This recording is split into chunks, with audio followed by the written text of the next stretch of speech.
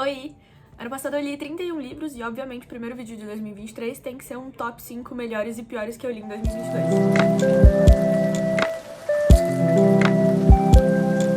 Mas vamos lá, antes de eu começar, informações importantes sobre esse número de 31 livros, né? Pra traquear as minhas leituras, eu uso o Goodreads desde 2019, mais ou menos. E eu sempre seto aquelas metas de desafio de leitura do ano. E vou tentando aumentar um pouquinho a minha meta baseada no número de livros que eu li no ano anterior. O meu desafio pra 2022 foram 18 livros, porque em 2021 eu li 17, e aí eu botei um a mais ali. Mas acabou que eu bati essa meta em março. E aí, em vez de alterar a meta lá, eu queria ver quantos por cento eu passava da minha meta original, né? Então eu só continuei lendo e registrando por cima. Afinal, eu li 172% da minha meta. E em dezembro eu tinha 31 livros lidos. Informações importantes também. Eu também registrei quadrinhos, embora sejam pequenos. Pra mim, conta como leitura do ano. Eu vou fazer a mesma coisa esse ano. E também registrei releituras, porque eu tava relendo o Trono de Vidro, ainda estou relendo o Trono de Vidro. Então eu tava adicionando lá na minha meta de leituras também essas releituras. Porque, enfim, tô lendo também, né? Não interessa que eu já li uma vez, tô lendo de novo, vou contar de novo. Fatos curiosos. No total, em 2022, eu li 10.836 páginas, que dá uma média de 349 páginas por livro, que eu acho que foi mais ou menos isso mesmo. Tem alguns muito grandes e alguns muito pequenininhos, mas assim, no geral, eles tinham mais ou menos esse tamanho mesmo. O mais curto foi Electra Black, White and Blood Volume 1, que é uma revistinha de quadrinho, que tinha 31 páginas só. Inclusive, quero ler as próximas, eu tenho acho que até o 3 ou o 4, não sei. Mas quero ler as próximas, é bem legal. A arte é muito bonita. E o mais longo foi House of Sky and Breath, da Sarah J. Maas, com 803 páginas. Que eu acho que, na verdade, esse número tá meio errado pelo Goodreads. Mas eu não vou levantar pra checar quantas páginas realmente tem, então 803. Mas vamos lá, a gente vai começar pelo top 5 livros que eu menos gostei no ano de 2022. E em quinto lugar temos a gente já começa com a polêmica, né? No quinto lugar a gente tem O Duque e Eu, da Julia Quinn. O Duque e Eu é o primeiro livro da série dos Bridgertons. É a história do Simon e da Daphne, assim como acontece na série da Netflix. Não vou te contar o que é, porque eu imagino que você já sabe o que é, né? Mas ela, a menina que precisa do marido, ou um menino que não quer casar, eles ficam, mas e se eu te cortejar? E aí, no final, obviamente, eles se apaixonam e se casam e, enfim, tem muitos filhos lindos e felizes. Então, qual foi o meu problema com este livro? Por que ele está no meu top 5 do que eu menos gostei? Achei chato. A Daphne é muito chata, o Simon é insuportável durante o livro, e o livro, ele foca 100% no romance dos dois. Então, tipo, tudo que acontece no livro gira em torno dos dois. Não tem nenhum plot secundário que não seja diretamente relacionado ao relacionamento dos dois. Todos os personagens secundários existem e falam e agem única e exclusivamente pra fazer o relacionamento deles acontecer. E é um pouco cansativo, porque tem personagens que você fica, cara, você pode ser muito interessante, mas tudo que os personagens fazem é relacionado a eles. E aí fica cansativo. Por exemplo, o Anthony, que é o irmão mais velho, né? Que inclusive o segundo livro é sobre ele. Gostei muito, muito mais do que eu gostei da série. O Anthony é claramente um personagem muito interessante. Você quer muito saber a história dele, quer muito saber mais sobre ele. Mas o livro foca muito na Daphne e no Simon, a ponto de que fica chato, na minha humilde opinião. Eu sei que, obviamente, o livro é sobre eles, pipipopopó, mas normalmente livros têm plots secundários, né? Outras histórias, e a gente considera personagens bem desenvolvidos quando os personagens secundários também têm um objetivo, alguma coisa além do plot principal, né? Do casal principal. Enfim, achei chatão, porém, eu gostei muito do jeito que a Julia Quinn escreve. Eu achei que eu só consegui terminar o livro porque realmente o jeito que ela escreve dá muita vontade de continuar lendo a história. Vou continuar lendo os Bridgertons. Já li o segundo livro, o terceiro tá aqui em cima na minha lista de livros que precisam ser lidos. Vai ser lido em algum momento, vou continuar a ler os Bridgertons, é muito legal. Mas o primeiro livro eu achei um pé no saco, gostei muito mais da adaptação da Netflix do que do primeiro livro. O segundo livro do meu... Segundo não, né? O quarto livro no meu top 5. Que eu tô fazendo de baixo pra cima. Do menos pior pro pior. Quarto livro, então, é O Encanto dos Corvos, da Margaret Rogerson. O que é O Encanto dos Corvos? Também não sei, deixa eu ler o meu resumo. O que é o negócio do Encanto dos Corvos, da Margaret Rogerson? Basicamente, existe um mundo de fadas, né, os feéricos e os humanos. E os feéricos, eles não podem criar nada. Tipo, eles não podem cozinhar comida, eles não podem construir móveis, eles não podem costurar roupas, eles não podem criar nada, absolutamente nada que seja considerado uma criação de alguma coisa. Então eles usam os humanos pra criar coisas. E aí a menina principal é a Isobel. A criação dela é na forma de pinturas. Ela faz pinturas muito bonitas e os féricos procuram ela pra pintar coisas pra eles poderem decorar as casinhas deles e, enfim, arte. Lindo, maravilhoso. E aí, um belo dia, um férico chamado Rook chega pra ser pintado por ela, pra ela fazer um retrato dele, né? E ela comete um erro terrível que ela pinta um traço de emoção humana no rosto dele. Eles não sentem emoções do mesmo jeito que os humanos sentem. E aí, ela ter pintado essa emoção, esse traço de emoção no rosto dele é um problema muito grande. Ele fica putíssimo e resolve que pra pagar pelos crimes ela precisa ser levada ao reino das fadas pra ser julgada e enfim. Mas aí várias coisas acontecem durante o caminho, eles são atacados, enfim, o plot se desenvolve a partir dessa treta toda, né? Que ela tem que ser punida porque pintou ali um negócio humano na carinha do pobre coitado. Qual que foi o meu problema com este livro? Por que ele está na minha lista dos menos gostados desse ano? Eu gosto muito da escrita da Margaret, eu gosto muito do jeito que ela desenvolve as histórias dela. Esse foi o segundo livro que eu li dela, o primeiro foi Feitiço de Espinhos, que se eu não me engano tá num vídeo de recomendações que vai vir depois desse, vai ser postado depois desse no canal. Eu acho que ela escreve muito bem, ela constrói mundos muito bonitos e histórias muito envolventes, e ela desenvolve mundos muito bem estruturados, mesmo em histórias curtas, né? Porque os 2 livros que eu li dela são volumes únicos, eles não são relacionados, eles têm começo, meio e fim naquele volume só. Dito isso, eu acho que nesse livro em específico, ela acabou se perdendo um pouco na vibe do negócio. Difícil de explicar, mas o que eu quero dizer com isso? A sensação que eu tive enquanto eu tava lendo esse livro, muitas das vezes era que eu tava como se fosse dentro de um sonho, assim, tipo, eu tava 100% imersa no mundo que ela tava descrevendo, da Isabel e do Rook, 100% imersa na viagem deles, mas por muitas vezes eu não sentia que eu tinha uma história pra acompanhar. Eu tava apenas conhecendo o mundo deles, eu tava só me perdendo no mundo mesmo, eu não sei como descrever isso de outra maneira. Foi uma sensação muito parecida, na verdade, que eu tive lendo Os Garotos Corvos, da Maggie Stiefvater. É aquela coisa de vibes, meio sonho, meio... Você não tem um plot muito bem definido, mas você adora os personagens, você adora o mundo que tá sendo construído, e você tá ali mais por aquilo do que pela história. Eu não acho que é uma coisa necessariamente ruim, mas eu acho que nesse livro em específico, eu fiquei um pouco perdida. Eu senti que eu tava... É aquela sensação de sonho mesmo, né? Tipo, você tá perdido dentro de um sonho, você não sabe o que tá acontecendo, você não sabe pra onde você olha, o que você absorve. Foi muito e pouco ao mesmo tempo. Foi um pouco estranho. Eu não achei esse livro necessariamente ruim. Eu achei ele peculiar e diferente. Mas, infelizmente, ele entrou na minha lista dos que eu menos gostei esse ano. Porque vibes, eu fiquei muito perdida.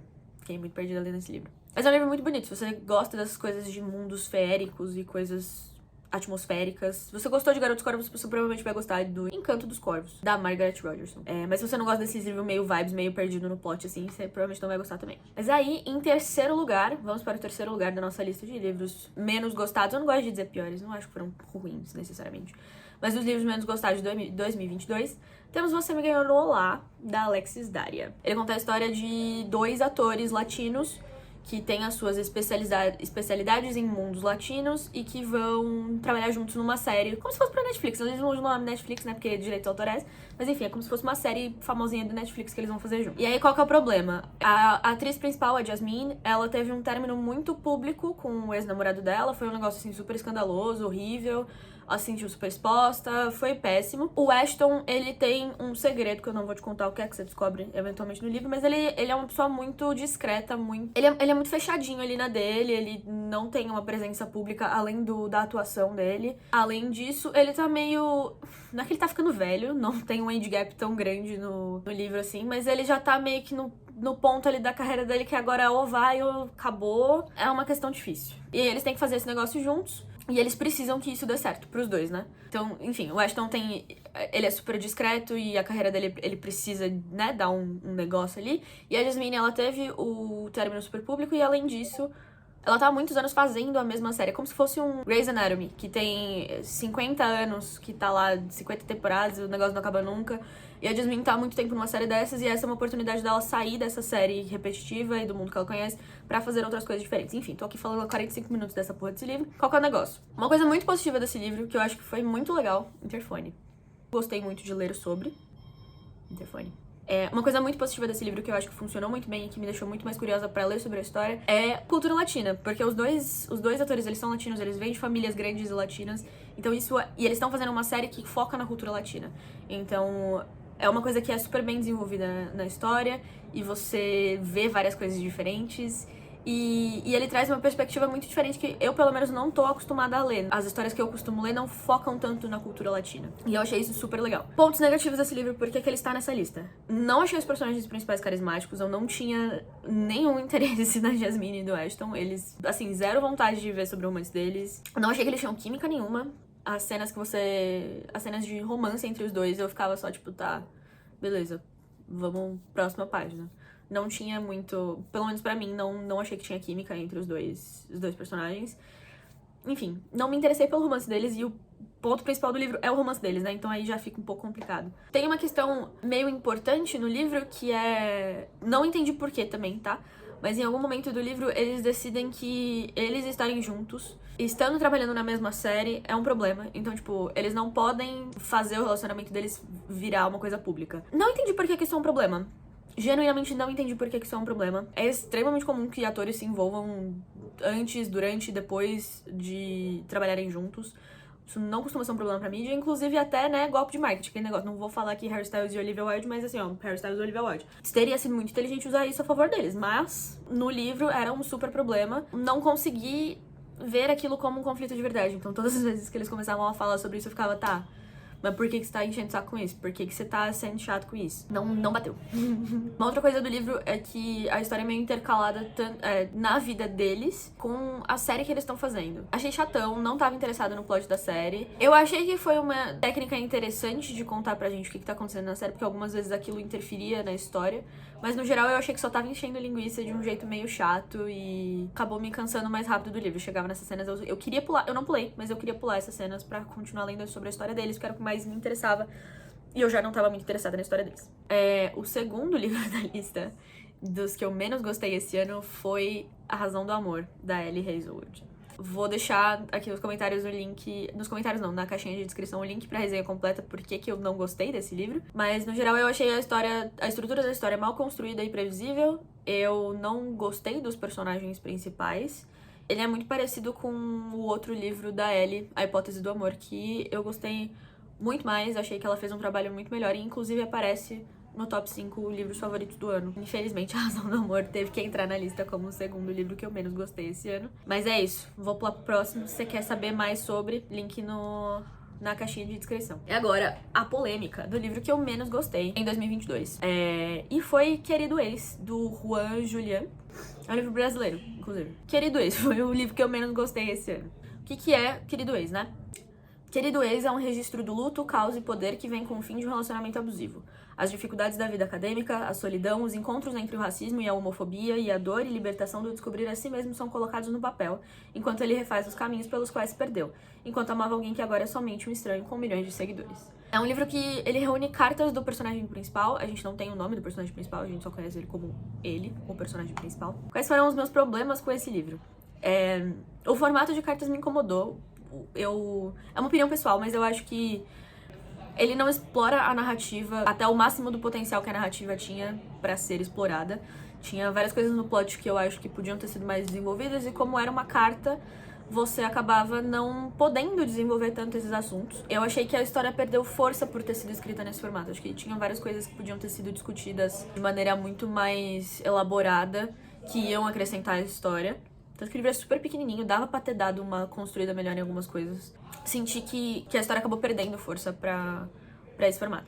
Eu acho que talvez se tivesse sido uma intercaladinha, assim, um pouquinho ali no formato normal, um pouquinho de carta no meio, eu acho que talvez desse pra ter usado essa característica das cartas que eu acho que o autor queria usar, mas ao mesmo tempo explorar mais esses temas de um jeito um pouco mais profundo e elaborado. Eu não gostei do personagem principal, eu achei muito difícil simpatizar com a história dele. E principalmente pela maneira com que ele foi escrito, eu achei que ele tava muito... Ele não teve um arco de personagem, né? Ele começou de um jeito e ele terminou o livro do mesmo jeito. Por mais que, assim, no final de cada carta ele sempre falasse, putz, agora eu aprendi tal coisa, tal coisa, tal coisa. Não senti essa evolução, achei que ele foi um personagem cansativo de ler sobre. Uma outra coisa que eu não gostei também foram referências exageradas de cultura pop. O tempo todo, o personagem principal tava falando de Katy Perry, Taylor Swift e, enfim, várias coisas de cultura pop, que eu não acho que são necessariamente um problema, mas eu acho que num ponto que elas foram escritas nesse livro fica um pouco cansativo e deixa o livro extremamente datado, né? Daqui uns 5, 6 anos as pessoas que vão começar a ler já não vão entender mais de nada do que tá acontecendo, a não ser que elas tenham realmente vivido tudo aquilo e sejam referências relevantes pessoalmente pra elas. Tem um negócio aqui que foi o último capítulo, não vou falar sobre, se você quiser ler o livro, leia o livro, mas fica aqui um aviso de gatilho. É bem pesado e me quebrou de um jeito muito ruim, assim, eu fiquei bem mexida com o último capítulo. Eu achei que foi contra tudo que foi desenvolvido na história. De novo, aquela coisa, né, do personagem principal, eu não acho que ele teve um arco de desenvolvimento, mas o último capítulo eu achei que foi contra a mensagem que estava sendo desenvolvida no livro. Eu fiquei com a sensação de que foi só pra ter um final impactante. Enfim, não acho que acrescentou a história, não acho que... Muito pelo contrário. Eu acho que eu teria gostado mais do livro se não tivesse o último capítulo. Uma coisa importante a mencionar sobre o livro é que ele trata de temas muito importantes, né? Fala sobre racismo, sobre homofobia, sobre relacionamento abusivo, HIV, várias coisas muito, muito importantes. E não é o meu lugar opinar sobre essas questões, mas eu achei que faltou, primeiro, aviso de gatilho e segundo, desenvolvimento melhor desses tópicos. Que aí entra de novo no problema das cartas, né? Quando você tá escrevendo por cartas, você tem uma limitação do quanto você pode desenvolver cada tópico. Não dava pra desenvolver mais do que foi desenvolvido, então, infelizmente, Querido Ex entrou como o livro que eu menos gostei em 2022. Vamos lá, top 5 livros favoritos. Agora a gente chega de falar de coisa ruim, né? Vamos falar das coisas boas que eu li ano passado. O número 5 é o Clube do Livro dos Homens, da Alicia K. Adams. É um clube do livro de homens que leem romances pra, né, ter bons relacionamentos ali com as suas esposas e namoradas e afins. E aí, o primeiro livro, que é esse, né, o Clube do Livro dos Homens, é uma série, cada livro conta a história de um dos caras do clube. O primeiro livro conta a história do Gavin, que é um jogador de beisebol, e da Thea, a esposa dele. E aí, enfim, ele descobre em algum momento que a esposa sempre fingiu ter prazer com ele na cama. E aí ele fica horrorizado, isso meio que termina o casamento dele.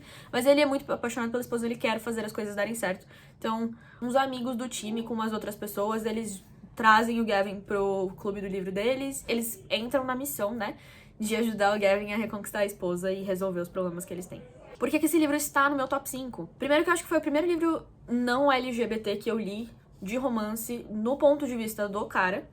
E eu achei sensacional, achei que foi muito diferente, não era uma coisa que eu tava acostumada a ler, foi muito bacana ler um romance e estar torcendo pra ele conseguir conquistar a garota, achei que foi bem, bem divertido. O livro no geral é muito divertido, é super engraçadinho, tem vários momentos de piada e descontração, que eu achei muito legal. Eu adorei a relação do Gavin com os amigos, tanto os colegas de time quanto os outros caras que ele conhece depois no clube. Achei que foi muito, muito legal ler. Tanto as amizades que já existiam, quanto as amizades que foram sendo construídas. Foi super divertido. Acho que é isso, é só... Uma palavra pra definir esse livro é divertido. Ele é muito gostoso de ler, é uma leitura muito fluida, muito rápida. E imediatamente você se apaixona por todos eles muito rápido. Você só quer saber mais da história e aí você vai lendo, uma hora que quando você vê, acabou. Uma coisa que eu achei legal é que a história, por cada livro ser do ponto de vista de um personagem diferente, a história meio que tem um começo, meio e fim. Então, tipo, você não precisa ler 12 livros pra saber o que acontece com o Gavin e com a Thea. Mas, ao mesmo tempo, pelos personagens serem tão carismáticos, você tem curiosidade de continuar lendo a série. Então, eu li O Clube do Livro dos Homens, que é o primeiro livro, entrou pro meu top 5, mas eu também li o segundo livro, que é sobre um outro personagem do livro, que aparece, um amigo do Gavin. E aí ele... O segundo livro sobre ele, o terceiro sobre outro, pipipipopopó, assim por diante, até acabar Os Homens do Clube do Livro. Em quinto lugar, Clube do Livro dos Homens, leia. Muito massa. Em quarto lugar, O Príncipe dos Canalhas, da Loretta Chase. E aí, o que é esse negócio, né? Ele conta a história da Jéssica, uma solteirona que, pelo fato de ter criado vários meninos, sabe lidar com homens, né? Afinal, é tudo a mesma coisa. E apesar do irmão dela não ser nenhuma criança, ela vai se meter em problemas quando o cabeça de vento se deixa levar pelo Lord Dane, ou Beelzebub pros íntimos, um canalha convicto que adora levar as mulheres à perdição e evita todo e qualquer tipo de sentimento desde que sua mãe traiu seu pai e fugiu com um amante. E aí, o Dane conhece a Jess e fogos explodem. Por que esse livro tá no top 4? Eu adoro um Enemies to Lovers bem escrito, aqueles que os personagens estão prontos pra cometer atos de violência, assassinato, eles querem se bater, se matar o tempo todo. E eu adoro falha de caráter, autocrítica. Eu adoro um homem chato, desprezível, que tem um passado difícil e que é completamente gado da mulher que ele é apaixonado. E esse livro tem tudo isso, e tem o extra ali, o tchan, de que é um romance histórico. Então as coisas ficam muito mais divertidas. Acho que a minha coisa favorita desse livro é que ele já começa falando que o Lord Dane, o Beelzebub, ele é feio, horroroso, abominável, uma coisa assim, pavorosa, horrível. Conforme você vai lendo, você entende por que as pessoas acham ele feio. E é uma coisa que faz muito sentido se você leva o contexto histórico quando o livro se passa, né? Enfim, não vou falar por quê, mas leia, é muito bom. O livro é super divertido de ler, a escrita flui super rápido. A história em si é super interessante, além do romance, né? Tipo, as coisas que acontecem na história são super interessantes. Acho que foi um dos romances históricos que eu li esse ano que foi mais diferente, assim, na história e por que as coisas estavam acontecendo e na relação dos personagens. Com certeza foi o que eu mais gostei. E aí, obviamente, entrou pro meu top 5. Em terceiro lugar, temos A Hipótese do Amor, da Ellie Hazelwood. Também não é um livro que eu vou ficar falando sobre, porque tem resenha completa no canal, também vou deixar na caixinha de descrição. Mas aí, só pra rebater o negócio da razão do amor que eu falei lá no top 5, que eu menos gostei. É uma história leve, é uma história gostosa de ler. A Ellie escreve muito bem, embora ela tenha construído uma história em cima de clichês, né? Aquela coisa de enemies to lovers, enfim, tem vários pequenos clichês enraizados na história. A Ellie conseguiu juntar eles de um jeito e transformar eles o suficiente pra que a história fique diferente e seja, né, uma coisa nova dentro desses clichês. Eu achei isso super legal.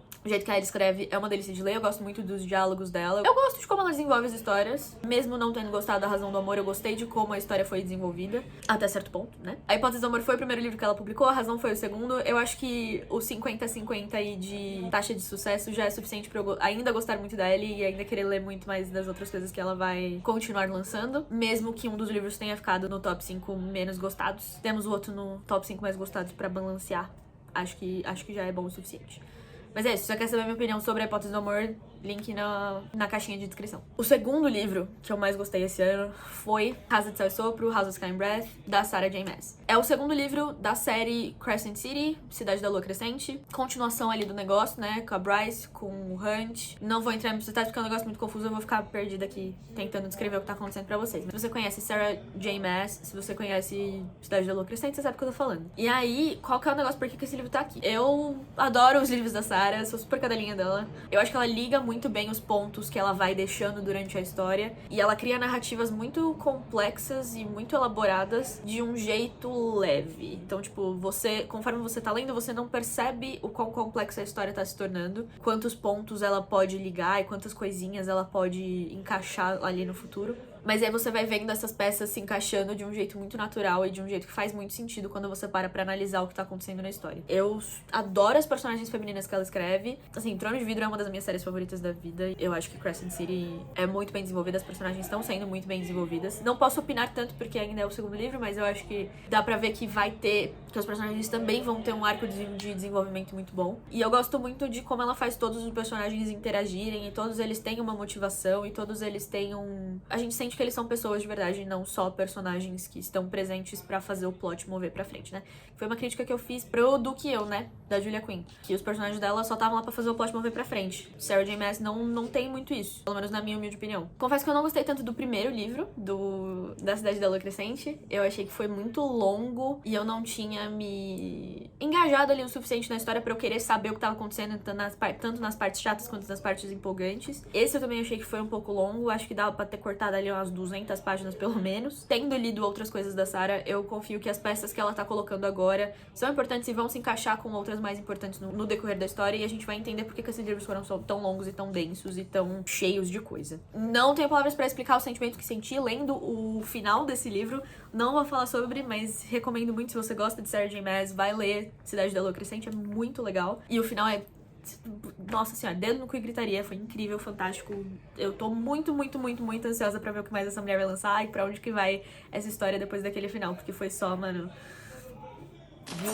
Foi, mano, incrível, maravilhoso. Mas é isso, o segundo lugar foi esse. Em primeiro lugar, não vai chocar absolutamente ninguém, mas em primeiro lugar temos Eu Beijei Cheryl Wheeler, da Casey McQuiston. De novo, vou tentar não entrar em muitos detalhes porque tem resenha completa no canal, se você tá interessado em todas as minhas opiniões. Mas eu quero deixar registrado aqui que eu continuo completamente apaixonada pelas histórias que a Casey escreve. Eu adoro os personagens que ela constrói, as histórias que ela conta, o jeito que ela desenvolve essas histórias e esses personagens. Eu acho que ela faz isso de um jeito muito bonito. Ela tem um equilíbrio muito bom entre temas muito difíceis de serem falados sobre e muito importantes que a gente fale sobre, e coisas leves e engraçadinhas e gostosinhas de ler. Eu acho que ela faz isso muito bem. Ela tem esse equilíbrio muito bom, assim, de um jeito que as histórias ficam só leves e divertidas e gostosas de serem lidas, mas que ao mesmo mesmo tempo você tem os momentos impactantes, os momentos de dar aquela choradinha, de refletir sobre o que você tá lendo. Eu não vou repetir aqui de novo minha frase favorita desse livro, porque senão eu vou ficar aqui chorando pela enésima vez por causa da mesma frase. Se você quer me ver quase chorando por uma frase desse livro, veja a resenha completa que tá aqui embaixo. Mas é um livro lindo, é super importante, por vários motivos, e ele com certeza ganhou o meu lugar favorito de 2022 lá em março, quando eu li ele pela primeira vez. Ele não saiu do primeiro lugar desde então.